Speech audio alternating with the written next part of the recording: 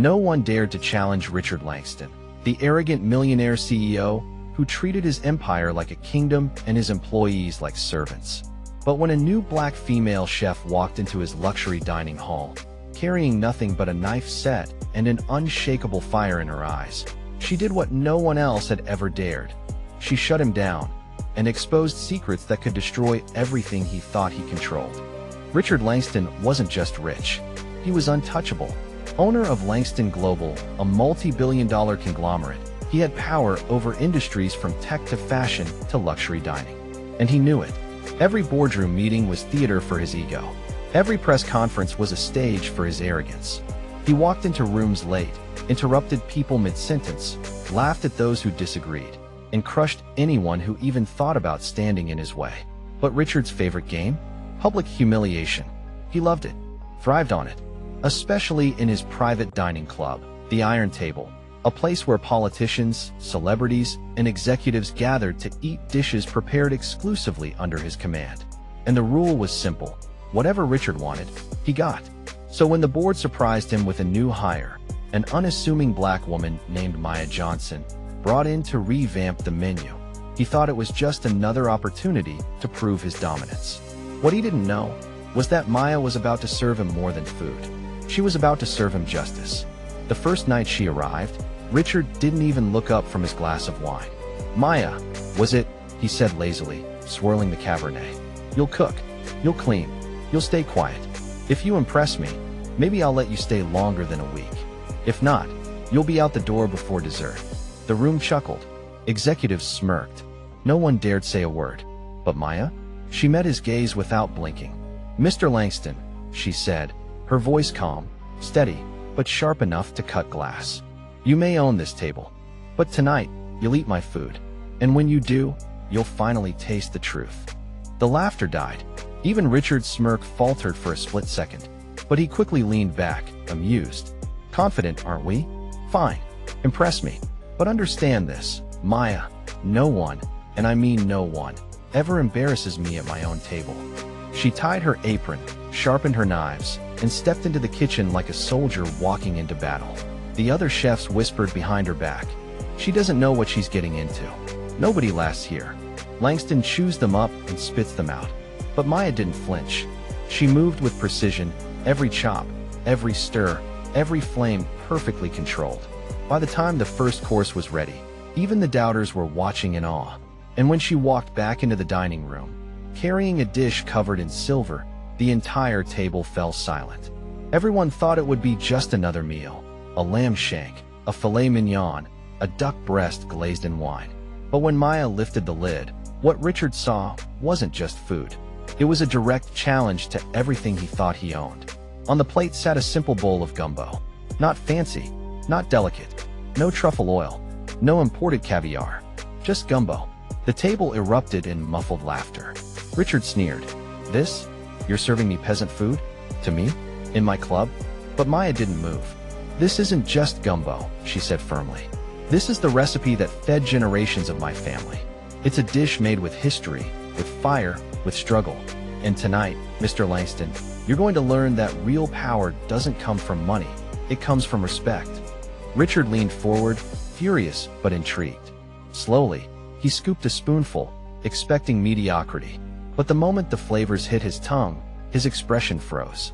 Because it was perfect. Too perfect. It was bold, layered, unforgettable. And in that silence, every guest at the table realized something terrifying. Maya Johnson had just outshined every Michelin-starred chef Richard had ever paraded through his empire. He slammed the spoon down. "Luck. Nothing but beginner's luck," he snapped. But his voice shook, betraying him. The executives exchanged glances. The guests leaned in. And for the first time in years, Richard Langston was on the defensive. The whispers started the very next morning. Board members who had never dared to criticize Richard were suddenly murmuring about the new chef. Politicians were dropping hints about bringing guests back to the Iron Table, not to hear Richard boast, but to taste Maya's cooking. Richard was livid. In his office high above the city skyline, he slammed his fist against the polished mahogany desk. "She humiliated me. At my own table." His assistant, trembling, tried to speak. "Sir, with respect." The guests loved it. Social media's already buzzing about her. People are calling it the best meal they've ever had at the Iron Table. Richard's lip curled. Do you think I care about social media? My club isn't about food, it's about power. And power doesn't belong in the hands of a cook. But as he stared out the glass windows at the city below, something gnawed at him. It wasn't just her confidence. It wasn't just her food. It was the way she'd looked at him. Like she knew something. Like she wasn't just a chef. That night, Richard tried to re-establish his dominance the only way he knew how, by staging a grand dinner. A gathering of the wealthiest and most powerful figures in the city. A chance to remind everyone that he was still the king of the table. But what he didn't know was that Maya was already planning her next move. The invitations went out. The guest list read like a who's who of influence: senators, CEOs, media moguls, and even a foreign prince. Richard strutted through the dining hall, barking orders, making sure everything gleamed under the chandelier light. When Maya entered, apron tied, knives in hand, the room hushed again. She said nothing at first, just looked at Richard, then at the guests, and then disappeared into the kitchen. Richard smirked. This time, he whispered to himself, she'll choke. She has to. But when the first course arrived, his smirk evaporated. She didn't bring foie gras. She didn't bring imported lobster. She brought cornbread. Golden, steaming, simple cornbread, placed carefully in the center of the polished oak table. The guests looked confused. Richard burst into laughter. Cornbread? What's next? Fried chicken from a bucket. The table laughed with him, at first, but then they tasted it. And silence fell again, because this wasn't ordinary cornbread. It was soft, rich, and alive with flavors no one could quite place. Sweet, smoky, soulful. It didn't just feed their stomachs. It fed something deeper, something they didn't know they were missing. Maya spoke, her voice calm but cutting. This is the food of resilience. Food that carried generations through storms you couldn't imagine. And unlike your imported truffles and overpriced wines, Mr. Langston, it can't be bought. It has to be earned. One senator put his fork down, stunned. This is incredible. Another whispered to his wife. Better than anything we've had here in years. And once again, the power at the table shifted. Richard's hand tightened around his glass. His empire had been built on intimidation, not inspiration. And yet here was this woman, undoing years of his power with a skillet and courage. He tried to laugh it off. Impressive trick, but let's see if you can survive the main course. But Maya only tilted her head, eyes unblinking. The main course isn't food tonight, Mr. Langston. It's the truth. The words hit like a gunshot. The guests looked up sharply. Richard froze. What did you just say? Maya leaned in, lowering her voice just enough that the microphones hidden in the chandeliers would still pick it up. Truth has a taste too, and when I serve it, no one at this table will ever see you the same again. She wasn't bluffing, because Maya Johnson wasn't just a chef. She was carrying a secret, one tied directly to Richard Langston's rise to power. And the deeper she cut into her ingredients, the closer she got to cutting open the lies he'd built his empire on. The second course arrived. Braised short ribs, tender and rich, paired with collard greens. The table erupted in praise. Guests begged for seconds. But between bites, the conversation started shifting. It was Maya who guided it, asking questions no one expected a chef to ask. How long has Mr. Langston known the senator?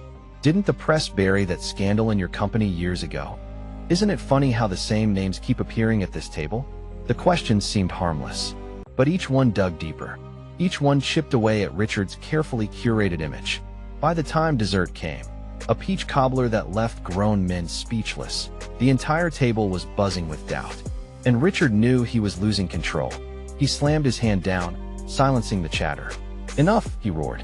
This is my house, my table, my rules. And if any of you think you can challenge me, you'll find yourselves without a chair in this city ever again. The guests shifted uncomfortably. The air was thick with tension. And then Maya stepped out from the kitchen one last time. This time holding nothing but a folded envelope. She placed it directly in front of Richard. His eyes narrowed. What is this? Maya's voice was like steel. Proof. The beginning of the end. The chef didn't bring dessert. She brought evidence. And when she placed that envelope on the table, the arrogant millionaire CEO, Richard Langston, realized he wasn't just losing a meal. He was losing control of the empire he built on lies. The room was still. Every guest, from senators to CEOs to the prince, leaned forward as Richard's trembling hands opened the envelope. Inside was a single photograph. It showed a construction site, dusty, chaotic, swarming with underpaid workers. And in the corner, almost hidden, a child, frail, barefoot, eyes filled with terror. Richard's face drained of color. He knew that sight. And worse, he knew the boy. Maya's voice sliced through the silence. You built your empire on broken backs and stolen childhoods. You told this city you were a visionary, a leader, a self-made man. But I know the truth, Richard Langston, because I knew him. The guests looked from her to Richard, confusion spreading like wildfire. The senator cleared his throat. What exactly are we looking at? Richard tried to laugh, but it came out jagged. Old propaganda. Worthless slander. I don't even recognize. But Maya cut him off. Lies. You recognize him, Richard, because you made him disappear. Gasps rippled across the table. The prince leaned forward. Disappear? Maya's eyes never left Richard. That boy was one of dozens taken from families. Promised safety, promised work. Instead, forced into dangerous labor to build your properties. When they grew too weak, they were discarded. Forgotten, buried under the foundation of your success. The senator slammed his fist on the table. Is this true? Richard's jaw tightened, veins bulging in his neck. Nonsense. She's just a cook spinning fairy tales. Do you think I'd be stupid enough to let some kitchen worker blackmail me in front of all of you? But the room wasn't with him anymore. Every eye had shifted to Maya, because she wasn't trembling. She wasn't bluffing. She looked like a soldier delivering final orders. That photograph wasn't random. It wasn't an empty accusation. It was the first crack in Richard's carefully polished mask.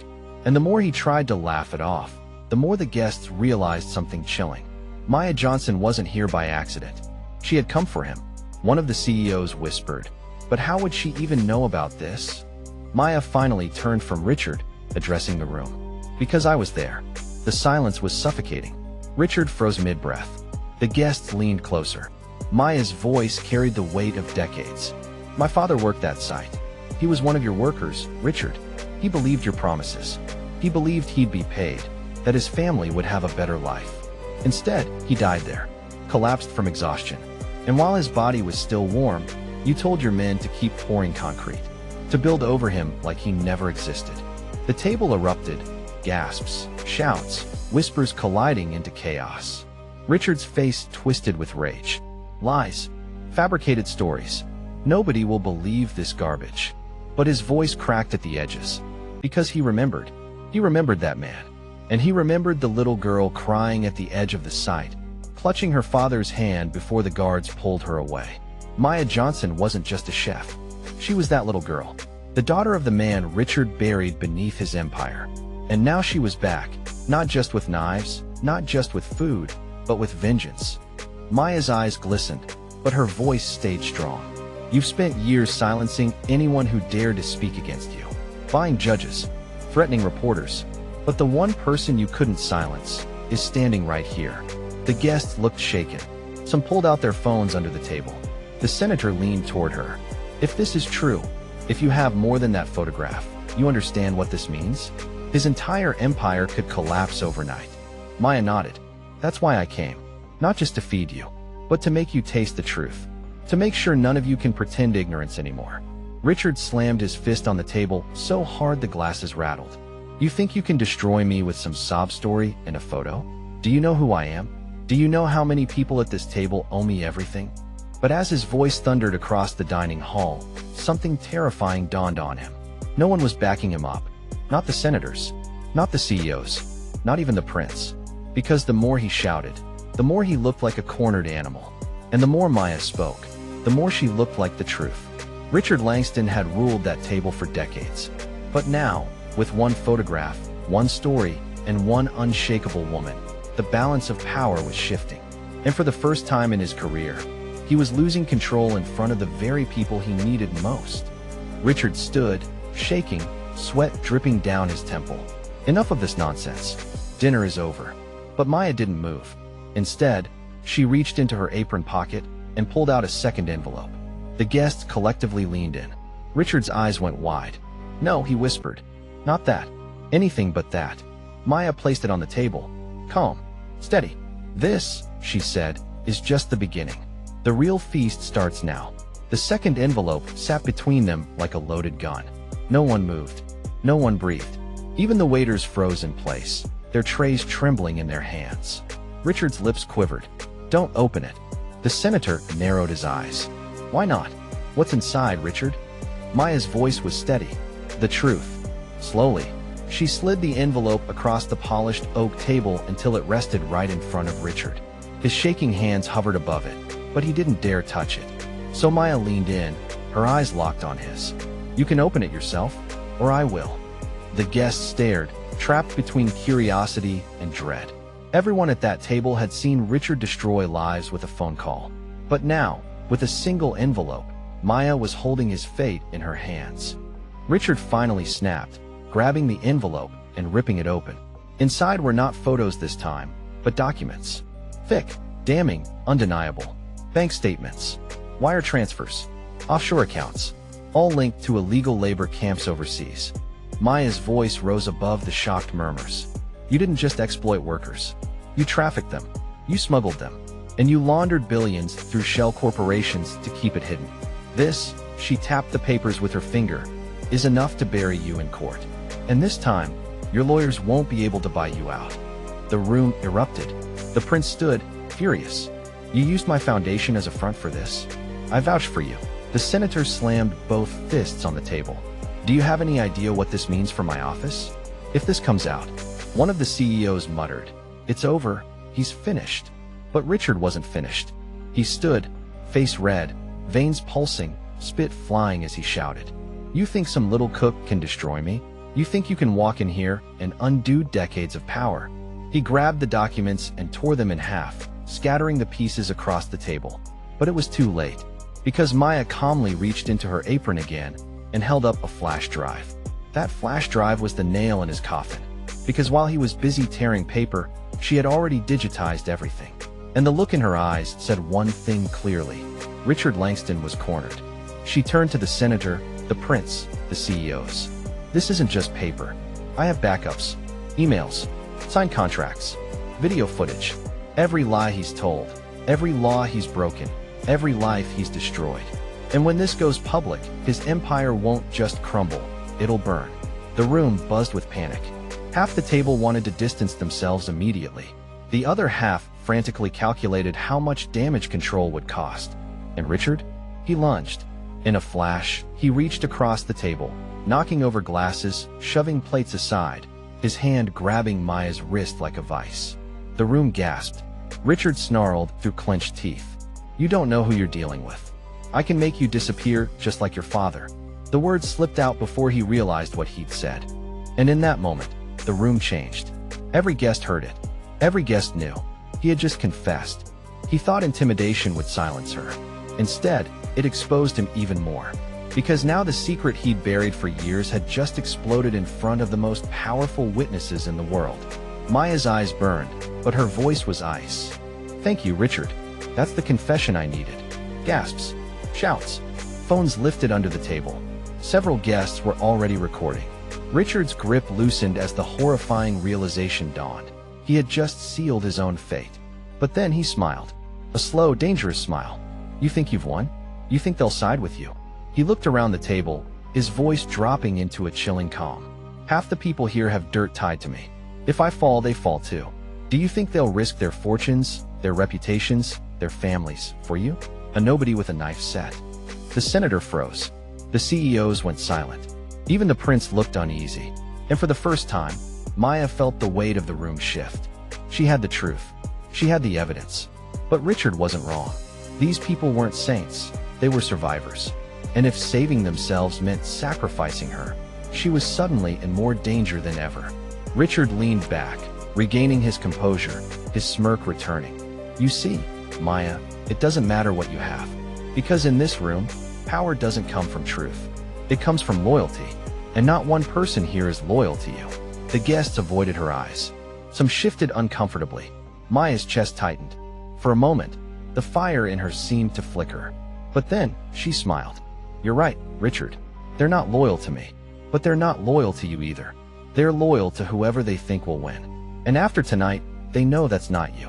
She plugged the flash drive into the dining hall's presentation screen. The lights dimmed, and on the screen appeared a video, grainy but unmistakable.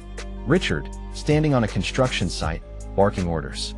Workers collapsing from exhaustion, guards dragging them away, and in the background, a little girl screaming for her father. The room went dead silent. She had the evidence. She had the truth. And for a moment, it looked like Richard Langston's empire was about to collapse in front of the world's most powerful guests. But then, the lights went out. The projector cut off.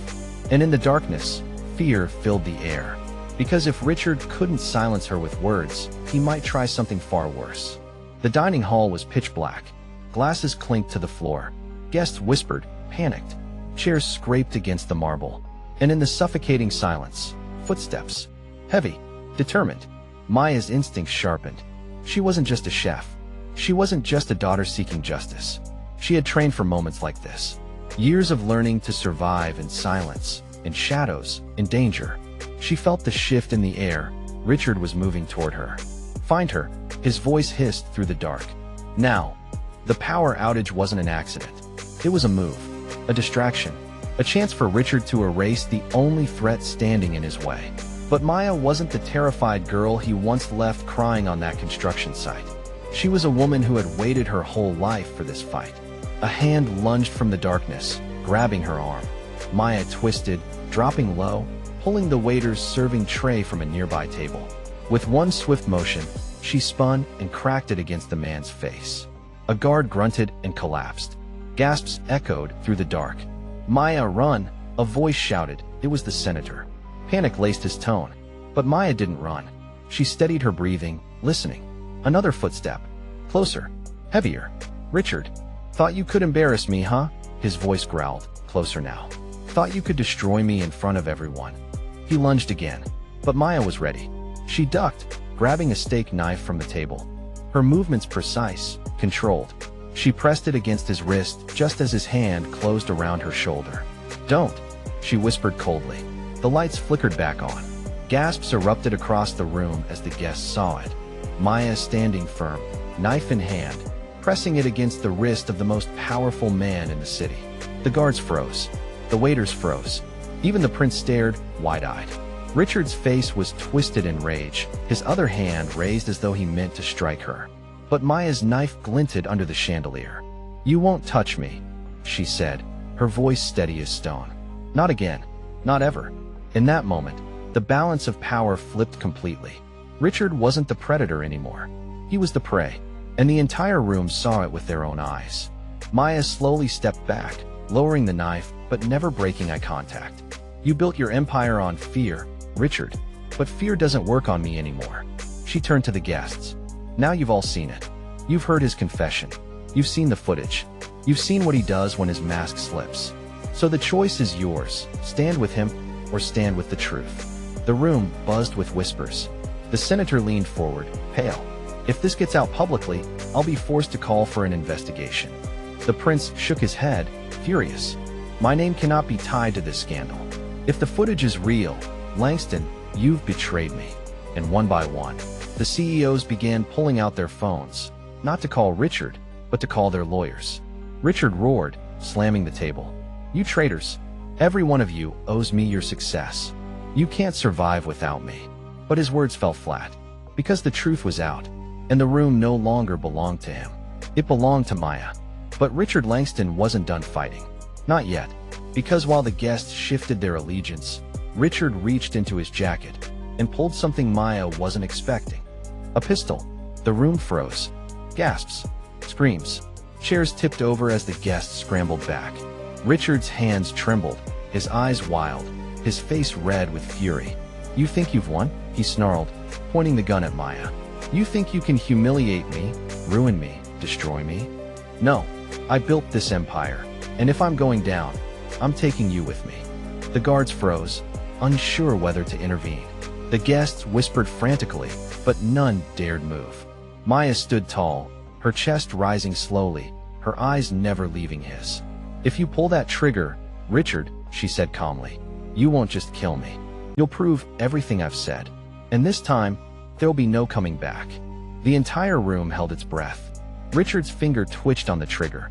Maya stood fearless, her life hanging by a thread. And for the first time, the arrogant CEO wasn't just fighting for power. He was fighting against his own downfall. Then, a voice rang out. "Put the gun down, Richard." It was the senator, standing now, his phone held high, its camera recording everything. "If you pull that trigger, you're finished. The world will watch you murder her. You'll have nowhere to run." Others followed, raising their phones, recording. Dozens of lenses now aimed at Richard Langston, the man who once controlled every narrative, now cornered by his own arrogance. His hands shook harder. His breathing turned ragged. And for the first time, Maya saw it in his eyes, not rage, not confidence, but fear. The dining room was dead silent, yet the tension inside it roared louder than thunder rolling over a midnight sky.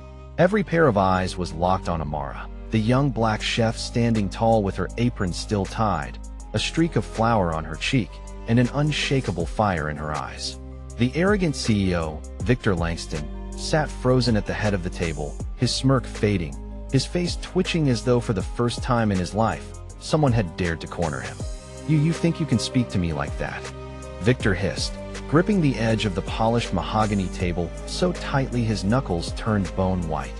Amara didn't flinch. Her voice came steady, almost calm, but with a weight that crushed every sneer in the room. "I don't think. I know. And you're about to learn something no one has ever dared to teach you." Gasps rippled across the boardroom-style dining table.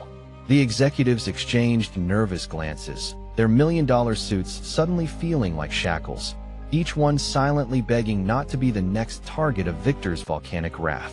But Victor wasn't used to being talked back to, especially not by someone he saw as beneath him, let alone a young chef who had just been hired for his exclusive retreat. "Security," he barked, his voice cracking louder than he intended. But no guards came. No footsteps echoed through the grand hall. Only silence.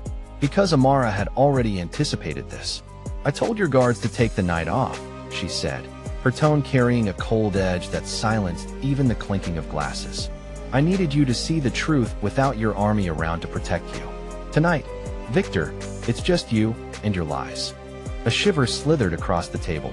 One executive shifted uncomfortably, another coughed nervously, and someone whispered under their breath, "What's happening?" But Amara wasn't done. She reached into her apron pocket and pulled out something small, metallic, and battered with time. She placed it gently on the table in front of Victor.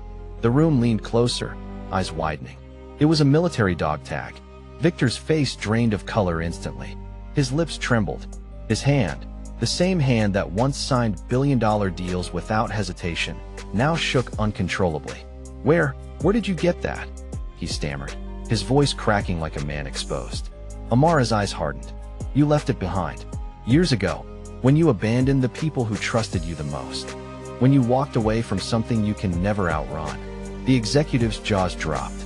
This wasn't just about food anymore. This was about something darker, deeper, something Victor had buried. "Tell them, Victor," Amara pressed, her voice rising with every word. "Tell them why you really built this empire.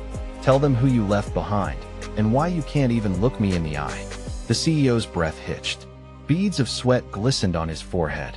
And then, just when it seemed like he might break, Victor snapped. His face twisted, his voice thundered, and his fist slammed down on the table so hard the glasses rattled and spilled red wine like blood across the white tablecloth. "You don't know what you're talking about," he roared. "You think you can come in here, cook a few meals, and pretend you understand what it takes to be me? You're nothing. Nothing." The words cut the air like a blade, but Amara didn't move. She didn't blink. She didn't even flinch. Instead, she leaned forward, her voice dropping to a whisper so sharp it pierced deeper than any scream. "Then explain why my father died following your orders." The room froze. The executive's eyes widened. Forks clattered to the floor. A gasp escaped from the corner. Victor Langston, the untouchable millionaire, the arrogant man who believed he was untouchable, suddenly looked like a cornered animal.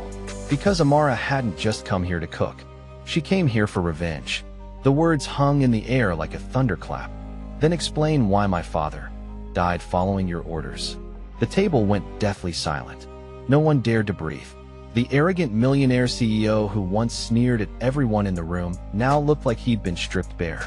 His mask was gone. Victor Langston's eyes darted from Amara to the dog tag glinting in the candlelight, then back to the stunned faces of his executives. His carefully built world, his fortune, his empire, his power, was cracking with each second of silence. "You're lying," he finally muttered, though his voice trembled. "You don't know what you're saying." Amara's jaw tightened. She pulled something else from her pocket, an old, faded photograph. She slid it across the table. Several executives leaned forward, craning their necks. The picture showed a group of soldiers, uniforms dusty, faces hardened by war. In the middle was Victor, much younger, yet unmistakable. And right beside him was another man, tall, broad-shouldered, smiling proudly. The man had Amara's eyes. "My father, Elijah Williams," Amara said coldly. "The man you promised would make it home. The man you betrayed." Victor's face drained of all color. His lips quivered as if he'd been punched in the gut. Gasps rippled through the room. The executives whispered in disbelief. One muttered, He was in the military?" Another shook his head. "This can't be real." Amara's voice cut through the noise. "You left him behind. You abandoned your own unit to save yourself. And then you came back and built this empire on the blood money that followed. My father never made it home, but you did. And you've been running from that truth ever since." Victor slammed his fist on the table, trying to reclaim control. "Enough. You don't know the full story. Then tell it." Amara snapped, her eyes burning. "Tell them what you did." The executives now leaned closer, no longer loyal allies, but witnesses to a downfall. The balance of power had shifted. Victor's breathing grew ragged. He looked around the room, searching for support, but found none. Finally, his shoulders sagged. His voice lowered to a trembling whisper. "It was chaos. We were ambushed. He paused, swallowing hard. "I had a choice. Stay and fight with Elijah, or retreat with the others. I chose myself." The confession cracked the room open. The silence was deafening. For the first time, the great Victor Langston admitted his cowardice. "You abandoned him," Amara said, her voice shaking not with weakness but with power. "And for years, you've hidden behind your money, your arrogance, your empire. But tonight, everyone sees you for who you really are." Victor's head dropped. The executives exchanged horrified looks. One of them muttered, "If this gets out, the board, the press, it's over." And then, just when the weight of truth seemed unbearable, Amara delivered the final blow. She leaned forward, her voice dropping into a chilling calm. "My father may have died because of you, Victor. But tonight, his daughter made sure you'd never silence his memory. Your empire ends here." Suddenly, the sound of heavy footsteps echoed from the hallway. The dining room doors burst open, and in strode a team of federal agents in dark suits. Their badges flashed in the light. "Victor Langston," one agent announced firmly, "you're under arrest for corporate fraud, embezzlement, and obstruction of justice."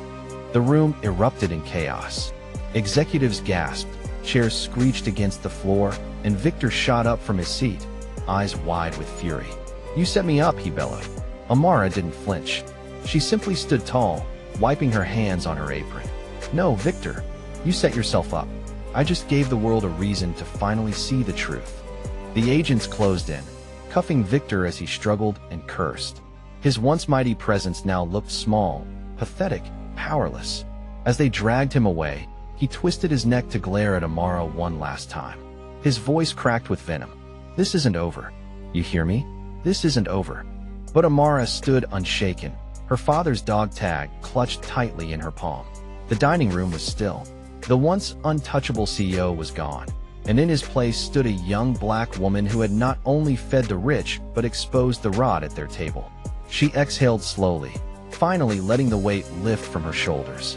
And as the stunned executives began whispering amongst themselves, some in fear, others in respect, Amara turned and walked out of the grand hall, head held high, ready for whatever came next. Because this was never about revenge alone. This was about justice. And tonight, justice had finally been served. Kindly subscribe for more interesting and powerful stories.